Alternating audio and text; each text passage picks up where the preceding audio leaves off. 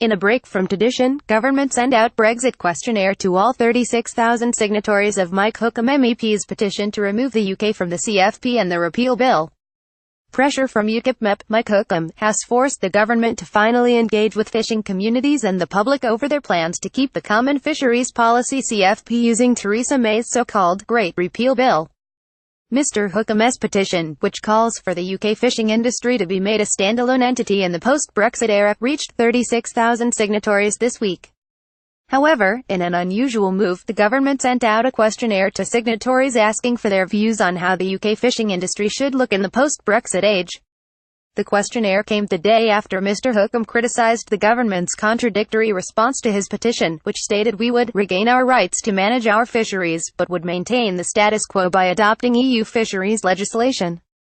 Speaking from Brussels, Mr. Hookem said, having signed many parliamentary petitions over the years, I know it is highly unusual for the government to send out a questionnaire to respondents after they have already replied. The fact that the government have done this signals to me that they are starting to understand the depth of negative feeling out there regarding a second betrayal of our fishing industry. With Brexit, we have a golden opportunity to not only reclaim an industry that has formed a part of our heritage for over 2,000 years but which will also be worth over £6 billion a year to our economy. So, I would encourage anyone who has signed my petition to hammer home these points to government. We want the establishment of our 200-mile exclusive economic zone EEZ, the return of the 70% of fish currently taken from our waters by EU vessels, and the establishment of a sufficient fisheries protection force. Implementing these measures will give a huge boost to struggling coastal communities that have been devastated by over 40 years of the CFP. The simple fact is, the people of Britain did not vote during the referendum to keep the EU through other means, and especially did not vote to continue handing over the majority of our fishing wealth to Brussels. The fishing industry does not want continuity, they want change.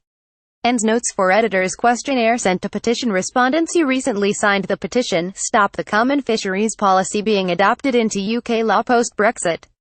A group of MPs, called the Environment, Food and Rural Affairs Committee, are investigating how possible changes to the fisheries and seafood trading arrangements between the UK and the EU will affect fishers, seafood processors, consumers, coastal communities and the environment. To help them with their investigation, they'd like to hear from you. The committee are particularly interested in these questions. 1. What are the most important things that the government need to look at when thinking about UK fisheries? 2. What are the challenges and opportunities that UK fisheries will face after the UK leaves the European Union, Common Fisheries Policy and London Fisheries Convention? 3. What stock management objectives should the government establish in order to achieve the right balance between the interests of seafood consumers, fishers, seafood processors and the environment? 4. What trade policy objectives should the government establish in order to achieve the right balance between the interests of consumers, fishers, seafood processors, and the environment? 5. How effective are the government's arrangements for representing the interests of the UK's constituent nations within the UK's negotiations for fisheries? You can find out more, including how to send in your views, here. We are expecting the government to publish the Fisheries Bill in the new year. That's the draft law that will control access to the UK's waters and set fishing quotas once the UK has left the EU. The committee wants to finish its work before that bill is published. The sooner the committee receives your views, the easier it is for them to use it in their investigation. They can only accept submissions until the 13th of December. What is the Environment, Food and Rural Affairs Committee? The Environment, Food and Rural Affairs Committee looks at and questions how the Government Department for Environment, Food and Rural Affairs is run, spends money, decides on its policies. It's a cross-party committee and is independent of the government. You can find out more about the Environment, Food and Rural Affairs Committee on its website http://www.parliament.org. Business Committees. Committee says Common Select Environment, Food and Rural Affairs Committee. You can follow the Environment, Food and Rural Affairs Committee on Twitter at CommonSefra. This is a House of Commons Select Committee. Find out how select committees work. The petitions team, UK government and Parliament. Text of government's response to Mike Hookem MEP petition. When the UK leaves the EU, we will no longer be bound by the Common Fisheries Policy. As an independent coastal state, we will regain our rights to manage our fisheries in accordance with our rights under the UN Convention on the Law of the Sea and have control of our exclusive economic zone out to 200 nautical miles or the median line with other states. The UK will be responsible for the management of natural marine resources in this area and will be able to control and manage access to UK waters including fisheries. The government has always been clear that the European Union Withdrawal Bill ensures that, so far as possible, the same rules and laws will apply on the day after exit as on the day before. This will provide the maximum possible certainty and continuity to businesses, workers and consumers across the UK, so that they can have confidence that they will not be subject to unexpected changes on the day we leave the EU. The bill delivers on our promise to end the supremacy of EU law in the UK. It is the mechanism by which the UK will leave the EU while taking back control.